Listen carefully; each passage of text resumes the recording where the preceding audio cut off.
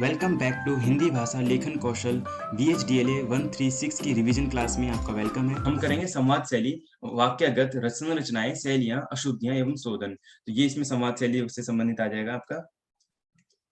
इसमें अपने मौखिक भाषा के अंतर की चीजें समझना, भाषा की विशेषताएं बताना, हिंदी भाषा में वार्तालाप या संवाद लिख सकेंगे, वार्तालाप का संवाद करना, वाक्य या वार्तालाप की विशेषताएं वगैरह इसमें आपका है। वाक्य से संबंधित है, वाक्य क्या होता है आप इसमें बता सकते हैं। ठीक है। भाषा में वाक्य अर्थ की दृष्टि से एक पूर्ण इकाई होती है। भाषा के अर्थ में वाक्य एक पूर्ण इकाई होती है, अर्थात एक वाक्य में आए हुए शब्द कुल मिलाकर एक निश्चित अर्थ प्रकट करते हैं। जैसे एक राम है, या कल है, शाम है, एक फिल्म है, देखिए ये सारे शब्द हैं। ठीक है। और शब्द किससे बने हैं? अक्षर और स्वर से और व्यंजन से बने हैं। और लेकिन जब पूरा वाक्य बनता है वो अपने आप में पूर्ण होता है, उसको पूर्ण एक मतलब निकल करके आता है। ठीक है। तो आरेख में वाक्य के गठन देख सकते हैं। एक तो वाक्यांश कर्ता, अतिरिक्त वाक्यांश और वाक्यांश क्रिया शब्द होते हैं भी, शब्द स्तर और शब्द। और वाक्य जो है को किस प्रकार से बताया गया है? अकर्मक, सकर्मक, गंतव्य सूचक और द्विकर्मक वाक्य। ठीक है। अकर्मक होता है, इसको अभी हम आगे कंटिन्यू कर लेंगे। जी, आप काफी सारे स्टूडेंट ने हैंड रेज किया हुआ है, बताएं एक बार। जी, आप कुछ कहना चाह रहे हैं? सगुन जी, रश्मि जी, सानिया जी। जी हाँ, बताएं नसरीन जी। ये है, इसमें आपको बताना है कि ऐच्छिक वाक्यांश को खंडित करके सामने दी खाली जगह पर इनको लिखना है कि ऐच्छिक वाक्यांश हैं। अगले पृष्ठ पर वाक्यों के अनिवार्य वाक्यांश को रेखांकित करके बताएं ये कौन से वाक्य हैं। ठीक है। अकर्मक, द्विकर्मक ये बताना है इसमें। ठीक है। जैसे ये द्विकर्मक है, मैंने राम को पैसे दिए, तो मैंने राम को दो इसमें कितने कर्ता हैं? कर्ता इसमें एक है, दो हैं, दो कर्ता होते हैं तो उसको हम द्विकर्मक बोलते हैं। और बाकी भी कंप्लीट करना है, मैं यहाँ पे जल्दी दिखा रहा हूँ। वाक्य में पद क्रम, ये आपका यूनिट 2 है। अनुतात, ठीक है। आप जानते हैं कि अनुतात को बोलने के ढंग को बोलते हैं कि वाक्य के विभिन्न प्रकार से बोला जा सकता है। वह चला गया, वह चला गया, वह चला गया। ठीक है। तो 3 विस्मय और सामान्य सूचक और प्रश्न और विस्मय। ठीक है। तो 3 तरह से अनुतात हम बोल सकते हैं। सामान्य वह चला गया, अरे वह चला गया तो एक प्रश्न समझ में आ रहा है कि इससे पूछा जा रहा है वह चला गया। और एक है वो चला गया। ठीक है। तो इसमें 3 तरह की चीजें आप इसमें बता सकते हैं। ठीक है।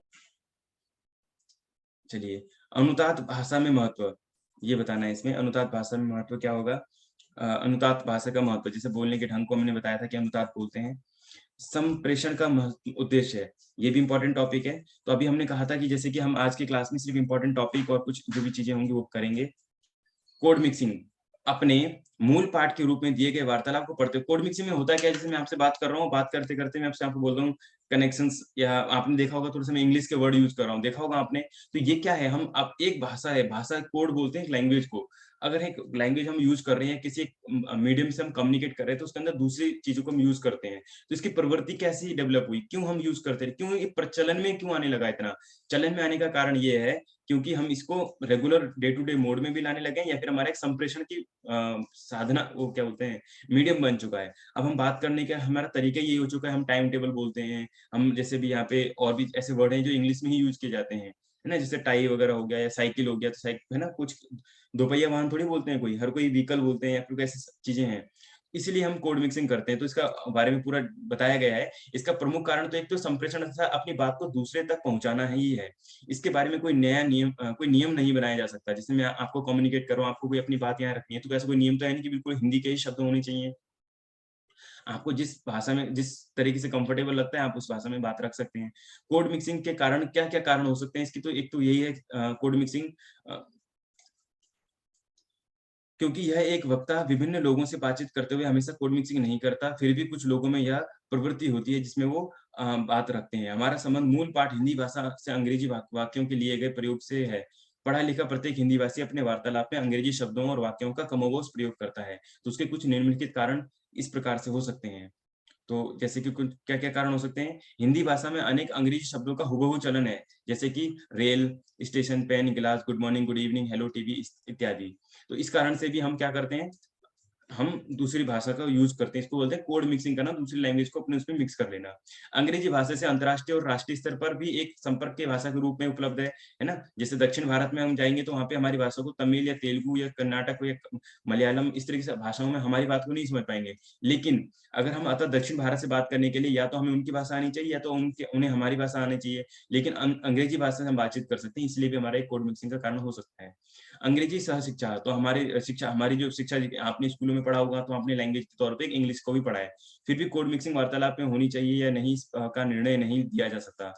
कोई ऐसा रूल कानून नहीं बना सकते कि हम जब बात करेंगे तो किसी एक पर्टिकुलर लैंग्वेज में बात करेंगे। चाहे कहीं भी किसी भी भाषा में आप चाहे बंगला चले जाइए, सॉरी बांग्ला में बात करेंगे, मलयालम में, मराठी में, गुजराती में, राजस्थानी, किसी में भी हर कोई लैंग्वेज को एक दूसरे से सब लैंग्वेज अब मिक्स हो गई हैं। सारी भाषाएँ आपस में मिक्स हो गई हैं या फिर कुछ शब्द हम मिक्स कर लेते हैं। ठीक है? जैसे पंजाबी में बहुत सारे शब्द हो या पंजाबी भी दिल्ली हिंदी भाषा में लोग पंजाबी शब्द बोल देते हैं। ठीक है? इस प्रकार से ये हम कोड मिक्सिंग को समझ लेते हैं। चलिए, अब हम बात करते हैं इकाई 3। इकाई 3 में आता है सरकारी पत्राचार पर टिप्पण और प्रारूप। ये इम्पोर्टेंट टॉपिक है। इसमें इम्पोर्टेंट इसलिए है क्योंकि अगर इसमें से या तो सीधा-सीधा औपचारिक पत्र पूछ लेंगे या तो आपसे अनौपचारिक पत्र पूछ लेंगे या हो सकता है आपसे अ इसके विषय में लिखने के लिए पूछ लें, सरकारी पत्राचार प्रक्रिया वगैरह आदि इन चीज़ों के बारे में लिखने के लिए पूछ लें, ठीक है? सरकारी पत्र क्या होते हैं, अर्ध सरकारी पत्र क्या होते हैं, कार्यालय ज्ञापन और जैसे विभाग किसी भी हम लिख रहे हैं परिपत्र, अधिसूचना, संकल्प और पृष्ठांकन। सरकारी पत्रचार के उसके विभिन्न प्रकार हैं ये। ठीक है? औपचारिक पत्र, अनौपचारिक पत्र पहले पढ़ लेते हैं एक बार। अनौपचारिक पत्र क्या होते हैं? देखो जब हम लिखने लगेंगे ना, तो हमारे पास शब्द मिलते नहीं है। इसलिए अगर हम पढ़ के जाएँगे तो हमारे पास शब्द भी भरपूर मात्रा में मिलेंगे हमें शब्द लिखने के लिए। अनौपचारिक पत्र वास्तुतः व्यक्तिगत पत्र होते हैं जिनमें परिवार के सदस्यों या मित्रों की बातचीत या निजीपन होता है। निजीपन का मतलब होता है प्राइवेसी, पर्सनल आप लेटर लिखते हैं जिसको आप परिवार के सदस्य जिनको आप जानते हैं। आप जिसे व्यक्तिगत पत्र लिख रहे हैं उससे आपके संबंध औपचारिक नहीं होते। औपचारिक होता है फॉर्मल लेटर, फॉर्मली जिसको हम जानते हैं। ये यहाँ पे अनौपचारिक है, इसका मतलब हम उनको जानते हैं, व्यक्तिगत रूप से जानते हैं। अतः प्रश्न की भाषा शैली कोई कठोर नियम नहीं होता। तो इसलिए इसीलिए अनौपचारिक पत्र में कोई भाषा शैली जो होती है उसमें कोई कठोर नियम नहीं होता। माता-पिता, बच्चों के बीच, पति-पत्नी के बीच या मित्रों के बीच में लिखे जाने वाले पत्रों के बहुत विविधता होती है। विविधता मतलब है आपको अलग-अलग जैसे एक ही बात को अगर कोई लिख रहा है तो उसके अनेक प्रकार के हो सकते हैं। फॉर्मल लेटर में हम जो औपचारिक पत्र है उसका प्रॉपर फॉर्मेट बन सकता है 1 या 2 या 3 तरीके से, लेकिन औपचारिक का कोई फॉर्मेट नहीं बन सकता जिसको जैसे समझ में आ रहा है वो वैसे लिख रहे हैं। यह विविधता वस्तुतः उतनी ही व्यापक होती है जितना कि मानव स्वभाव, मानव जीवन की स्थितियाँ। इसलिए ऐसे पत्रों को केवल समाचार भी दिया जा सकता है ना? मतलब हो सकता है ऐसे पत्रों में या तो हम समाचार दे सकते हैं जैसे मैं अभी बात बता रहा था आपको। औपचारिक पत्र में हम कोई बात कर सकते हैं, कोई बधाई दे सकते हैं, कोई विशेष सूचना दे सकते हैं, है ना? या कोई जन्मदिन की शुभकामनाएँ हैं या कोई वार्ष उनका कोई एनिवर्सरी वगैरह है तो किसी चीज़ की शुभकामनाएँ वगैरह दे सकते हैं। किसी समस्या का समाधान भी हो सकता है, गहन भावनाओं, सुख-दुःख की बातें हो सकती हैं, अभिव्यक्ति हो सकती है, उपदेश तर्क भी हो सकता है। उपदेश देखा होगा कि जब भाई को हम उसमें भेजते थे, हॉस्टल में भेजने वाला एक पत्र हमने किया था तो उसमें कि उसको समझाते थे कि कैसे पढ़ाई करनी है और बाकी चीज़ से हमें पढ़ाई में कैसे मार्क्स अच्छे लाने हैं, ये सब भी हम लिख सकते हैं। यहाँ सभी स्थितियाँ का लिखने वाले पाने वाले अनुकूल भाषा का प्रयोग होता है क्योंकि पत्र केवल लिखने वाले और पाने वाले के बीच संवाद स्थापित करने हैं, ठीक है? इसलिए किसी तीसरे के नहीं होते। तो ये औपचारिक में सिर्फ़ यही होता है। यद्यपि अनौपचारिक पत्र में काफ़ी विविधता होती है, कोई खास नियम इसमें लागू नहीं होता है, तथापि पत्र की ढाँचे और संबंध में ये सब चीज़ें हैं। अनौपचारिक पत्र व्यक्तिगत रूप से लिखने वाले पता और तारीख दाईं ओर लिखी जाती है, ठीक है? खास लेकिन उन्होंने बोला है कि कुछ खास विशेष नहीं होता, लेकिन फिर भी यहाँ पे हम क्या करते हैं, दाईं ओर लिखते हैं। देखो, जो फॉर्मल लेटर होता है, आपने किसी और पत्र में किया है ऐसा बताएँ? राइट कॉर्नर में एड्रेस कब लिखते हैं? बताएँ आप में से कोई स्टूडेंट? बाकी हम जब फॉर्मल औपचारिक पत्र लिखते हैं तो हम यहाँ पे ऐसे लाइन से स्टार्ट करते हैं, ठीक है? ऐसे लेफ्ट यहाँ से स्टार्ट करते हैं। नहीं करते बताइए? औपचारिक पत्र होगा तो बाईं ओर से लिखेंगे, ठीक है? अपना पता यहाँ पे लिखेंगे कब? जब अनौपचारिक पत्र होगा, यानी अपने भाई-बंधु सबों को लिखने के लिए यहाँ से, नहीं तो फिर बाकी फॉर्मल में सब कुछ यहाँ से, सिर्फ़ पता यहाँ पे होगा। उसके बाद दाईं ओर पत्र लिखने वाले से संबोधन होता है। यह संबोधन बड़ा ही व्यक्तिगत होता है, यानी माता-पिता या अन्य व्यक्तियों के लिए अक्सर आदरणीय, माननीय, विशेष या फिर इस प्रकार से हम लिखते हैं। बराबर वालों के लिए भी हम पत्र लिखते हैं, छोटों के लिए अक्सर प्रिय शब्द का प्रयोग होता है। ये तो आपको मालूम है कि छोटों को प्रिय, बड़ों को नमस्ते या इस तरीके से हम कर सकते हैं। फिर भी अभिवादन के रूप में अभिवादन का मतलब क्या हुआ? नमस्कार वगैरह जो हम करते हैं। अभिवादन के रूप में नमस्कार, प्रणाम, स्नेह, शुभ आशीर्वाद आदि शब्दों का प्रयोग होता है। अभिवादन अब ये देखो अभी हम 2 लाइनें बोली हैं इसने। एक तो इन्होंने बोला कि इसमें कोई नियम कानून लागू नहीं होता है, लेकिन फिर भी देखो काफ़ी कुछ नियम बता रहे हैं। तो वो कुछ ऐसे नियम बता रहे हैं कि जो करते हैं संबंध होता है, ठीक है? पत्र आरंभ कुशलता से होता है। कुशलता मतलब हाल-चाल से पूछा जाता है कि कैसे हैं आप वगैरह ये सब। समाचार पत्र या प पानी जो मेन है उसको हम बाद में बताते हैं। फिर पत्र के व्यक्ति को तो बाकी इसमें चीज़ें लिखते हैं, कोई बंदिश नहीं होती है, लेकिन फिर भी हम इसमें बाकी चीज़ें बता सकते हैं। पत्र के अंत में लिखने वाले व्यक्ति अपना हस्ताक्षर करता है, हस्ताक्षर से पहले स्वनिर्देश लिखता है ना? अपने बारे में कुछ बताने आपकी तुम्हारी या इस प्रकार से कि तुम्हारा बहन-भाई, तुम्हारे माँ या आपका आज्ञाकारी पुत्र, है ना? इसका सरकारी पत्रों में भवदीय होता है, जैसे हम सरकारी पत्र वगैरह लिखते हैं तो वहाँ पे भवदीय होता है, लेकिन यहाँ पे हम आपका आज्ञाकारी अ, पुत्र या आपका प्यारा भाई इस तरीके से हम लिख सकते हैं। यदि कोई पत्र लिखते समय समय छूट जाता है, लिखते समय अ, यदि कोई बात पत्र लिखते समय छूट जाती है, तो लिखने वाले के बाद में कुछ ध्यान में आता है तो पुनः में जोड़ा जा सकता है ठीक है? ये सब कुछ बात है। इसका एक बार फॉर्मेट भी देख लेते हैं कैसा होता है। इस प्रकार से आप अनौपचारिक पत्र लिख सकते हैं जिसमें आप देखो हेली रोड, ये आपका लिखने वाले का पता है, आशादीप बिल्डिंग फ्लैट ये जो है बिल्कुल। और इसमें प्रिय अणिमा, बहुत स्नेह, आज ही तुम्हारा पत्र मिला, है ना? ये मूल पत्र का भाग है, इसमें बताया गया है कि आपका एक रिप्लाई है ये किसी चीज़ का, ठीक है? तो इसमें लिखा है तुम्हारी दीदी अंजू मु अच्छा ये आएगा ना पुरुष याद हो ये अभी हमने लास्ट पॉइंट क्या पढ़ा था कि कोई बात छूट गई है, पत्र लिखते समय कोई बात समय से छूट जाती है ना, लिखते समय छूट जाती है कोई बात, तो उसको ऐड भी कर सकते हो लास्ट में कि हो सकता है कि फरवरी में राहुल के लिए आने का कार्यक्रम बन जाए, यदि ऐसा हुआ तो बहुत ही अच्छा होगा, ठीक है? तो ऐसी कोई बात को हम लास्ट में ऐड भी कर सकते हैं। औपचारिक पत्र के बारे में बात करते हैं। औपचारिक पत्र कौन से होते हैं? औपचारिक पत्र उन लोगों के बीच में लिखे जाते हैं जो व्यक्तिगत रूप से बहुत परिचित नहीं होते हैं। औपचारिक पत्र में क्या होता है, लोग व्यक्तिगत रूप से बहुत परिचित नहीं होते हैं, फिर जिनके बीच संबंध काफ़ी औपचारिक होते हैं। औपचारिक पत्रों में कई तरह का पत्र व्यवहार शामिल होता है, कई तरह का होता है, उसमें कौन-कौन से होते हैं वो हमें पढ़ना है। एक तो व्यावसायिक पत्र होते हैं, यानी कि 2 व्यवसाय करने वाले लोग आपस में बात करते हैं, ठीक है? विविध संस्थाओं के बीच, प्रधान समाचार संपादकों के बीच, इस प्रकार से शिकायत पत्र वगैरह। आवेदन पत्र होता है जैसे आवेदन पत्र किस-किस के लिए हो सकता है? नौकरी के लिए हो सकता है आवेदन, ठीक है? और भी किसी चीज़ के लिए आवेदन पत्र कर सकते हैं। सामान की खरीद के लिए पत्र होता है और सरकारी पत्र होते हैं। तो औपचारिक पत्र को कितने भागों में बाँट सकते हैं हम? 5 भागों में कर सकते हैं। इसका भी एक प्रारूप देख लेंगे हम। औपचारिक पत्र अक्सर उन लोगों के बीच में लिखे जाते हैं और इसके बारे में बताया गया है कि ताकि पढ़ने वाला सहजता से समझ सके किसी बात या पिछले पत्र का हवाला दिया गया है, तो उसकी तारीख, संख्या हाँ, अगर होता है ना कई बार हम पत्र एक नहीं सीक्वेंस में 2, 3, 4 पत्र लिखते हैं, तो हमें एक चीज़ और बात ध्यान में रखनी होती है कि अगर मान लो एक पत्र लिखा हमने, फिर को उसका दोबारा पत्र लिखते हैं, तो उसको हम बोलते हैं उसका हवाला देना। बताना कि हमने पहले एक पत्र पहले भी लिखा था और उस पत्र की संख्या ये है, उस दिनांक को लिखा था। क्योंकि पत्र के ना जब सरकारी में लिखवाते हैं तो फिर नंबर भी मिलता है।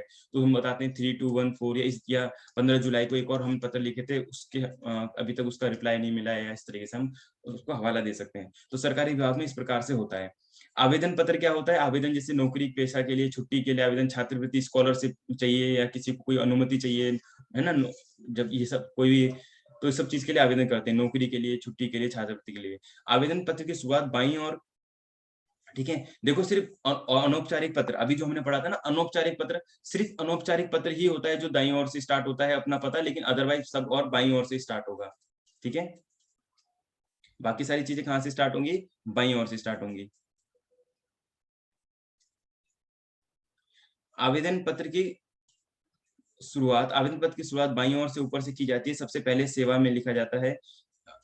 फिर अगली पंक्ति में उस अधिकारी का पदनाम, उसकी अगली पंक्ति में उसका पता लिखा जाता है। यानी कि उस सेवा का नाम, उस पदाधिकारी नाम और फिर अगली पंक्ति में पता लिखा जाता है। संबोधन के रूप में महोदय भी लिखा जा सकता है। तो जैसे भी हमने स्टार्टिंग में बताया था, जो औपचारिक पत्र होते हैं, तो यहाँ पे थोड़े से नियम कानून लागू होते हैं। अनौपचारिक में नहीं होते हैं, लेकिन यहाँ पे नियम कानून लागू होते हैं। यदि आवेदन पत्र नौकरी के लिए है, तो नौकरी के विज्ञापन का संदर्भ भी दिया जा सकता है। विज्ञापन की तारीख और संख्या भी लिखी जा सकती है, ताकि उसको क्लियरली हो। ठीक है? क्योंकि आवेदन अब यहाँ पे जो होता क्या है, यहाँ पे बहुत सारे पत्र होते हैं। अगर मान लो आप भी किसी के एचआर हो, किसी कंपनी के मतलब नौकरी हायर करने वाले, इंटरव्यू करने वाले हो, तो आपके पास हज़ारों पत्र आएँगे। इसलिए वहाँ पे इसलिए इतना ज़्यादा नियम कानून ये विषय को लेकर के इतना ज़्यादा गंभीर होने की क्यों आवश्यकता होती है विषय वगैरह? क्योंकि आपके पास हज़ारों पत्र आते हैं, तो आपको अपना विषय से संबंधित पत्र को छाँटना भी होता है। तो पत्र आपने भेजा, आपको पत्र पढ़ा जाए, आपको पत्र सही से सीरियसली लिया जाए, इसलिए वहाँ पे नौकरी के संदर्भ में वो चीज़ कौन-सी नौकरी है, कौन से पोस्ट पे के लिए अप्लाई किया गया है, कौन से दिनांक को आया था, ये सारी चीज़ लिखनी है। फिर पत्र के अंत में शिष्टाचार के रूप में धन्यवाद भी, शिष्टाचार बहुत महत्वपूर्ण रखता है। धन्यवाद, सधन्यवाद का प्रयोग लिखना। अंतर में स्वनिर्दिष्ट वही अपना आपका प्रार्थी भी लिख सकते हैं, विनीत भाव दिए। देखो वहाँ पे आपका प्यारा भाई, प्रिय बहन, सिस्टर या इस तरीके से लिखते हैं, है ना? या फिर आज्ञाकारी पुत्र, आज्ञाकारी पुत्री, है ना? आज्ञाकारी तो हम स्कूल में भी लिख सकते हैं, लेकिन माता-पिता के केस में भी लिख सकते हैं। लेकिन यहाँ पे हम क्या लिखते हैं? भवदीय, प्रार्थी या विनीत, है ना? ये सब हम इसका स्वनिर्देश लिख सकते हैं। फिर हस्ताक्षर करते हैं, यहाँ बाईं ओर फिर तारीख भी लिखी जाती है। तो यहाँ पे जितनी भी चीज़ें औपचारिक पत्र में लिखी जाएगी, वो सारी कहाँ लिखी जाएगी? बाईं ओर लिखी जाएगी, दाईं ओर कुछ भी नहीं लिखा जाएगा। जैसे यहाँ पे स्टार्ट किया गया है सेवा में निर्देशक के बारे में बताया गया, इंजीनियर्स इंडिया लिमिटेड वगैरह, फिर महोदय। तो 3 चीज़ें क्लियर हो गई आपको, पहले सेवा में लिखना, फिर एड्रेस लिखना है जिनको हम लिख रहे हैं, और फिर महोदय यानी सैल्यूटेशंस हमने उनका लगा दिया। फिर हम क्या करेंगे? उनको निवेदन, यानी कि हमारा पत्र का प्रारंभ हो चुका है, तो उसमें निवेदन क्या-क्या है कि नवभारत टाइम्स में प्रकाशित विज्ञापन इतने में हिंदी सहायक पद के लिए आवेदन करना चाहता हूँ। मेरा व्यक्तिगत विवरण इस प्रकार से है। ये आवेदन पत्र हम लिख रहे हैं। शैक्षिक योग्यता, अनुभव संबंधी सूचना। मुझे उक्त पद पर कार्य करने का अवसर दिया जाता है, तो मैं अपने आप को योग्य सिद्ध करने का पूरा प्रयास करूँगा। फिर धन्यवाद, ठीक है? और भवदीय रामप्रकाश, और फिर दिनांक इसमें लिखी गई है, ठीक है? तो आपने जो पत्र है, पत्र के अंत में जो है दाईं ओर जा सकते हैं, लेकिन स्टार्टिंग में सारा बाईं ओर से लिखा गया है। अभी प्रभावी लेखन के गुण जैसे हमने बात कर रहे थे इसमें।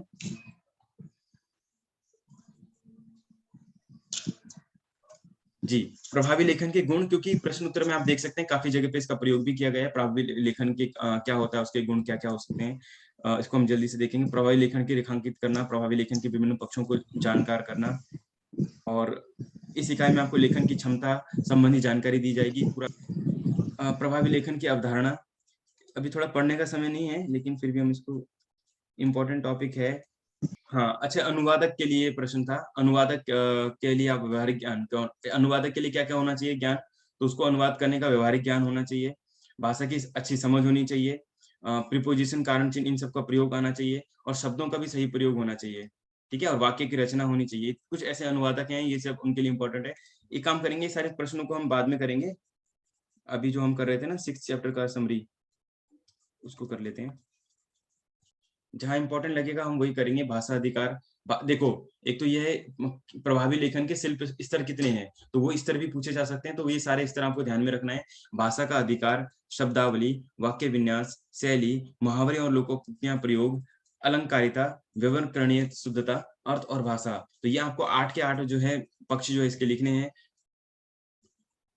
जो है प्रभावी लेखन के शिल्प के स्तर, ठीक है? और ये सारे लिखने, हो सकता है आपको अलग से क्वेश्चन आ जाए कि भाषा का अधिकार बताओ, तो भाषा पर अधिकार के बारे में बताना है, ठीक है? शब्दावली बतानी है, वाक्य विन्यास बताना है आपने, शैली बतानी है, शैली, ठीक है? ये किस शैली में लिखी गई है, या हम देखा होगा आपने, अलग-अलग शैलियाँ हमारे भारत में प्रयोग होती हैं। मुहावरे, लोकोक्तियों का समुचित प्रयोग, है ना? तो ये सब हम इसमें कंटिन्यू कर लेंगे। चलिए, हमने कुछ रिवीजन किया, कुछ इंपॉर्टेंट क्वेश्चंस किए, लेकिन अभी हमने रिवीजन कंप्लीट नहीं कर पाए। जितनी हमारे पास बुक वो है ना, अभी हमने रिवीजन सिर्फ, मैं बताता हूँ आपको, हमारे पास जो सिलेबस है, इकाई 1 हमने पढ़ लिया, इकाई 2 पढ़ लिया, इकाई 3 पढ़ लिया। नहीं पढ़ा, बताएँ आप इनमें से? हमने इतना तो कवर कर लिया ना आज। शब्द संपदा, लोकोक्तियाँ से, इसमें सब व्याकरण है, इसमें ज़्यादा तत्सव, तद्भव और बाकी सारा व्याकरण का भाग है इसमें। ये कर लिया, ठीक है? समाचार लेखन, इससे मैं प्रश्न दिखा दूँगा तो वहाँ से कवर हो जाएगा, ठीक है? उसके बाद हमने क्या करना था, इकाई ये बचा है अभी, 6 से लेके 11 इकाई अभी बची है, इसको भी हम रिवीजन में कर लेंगे। नेक्स्ट क्लास में इसमें रिवीजन में कर लेंगे। यहाँ तक अभी हमने कर चुके हैं, ठीक है?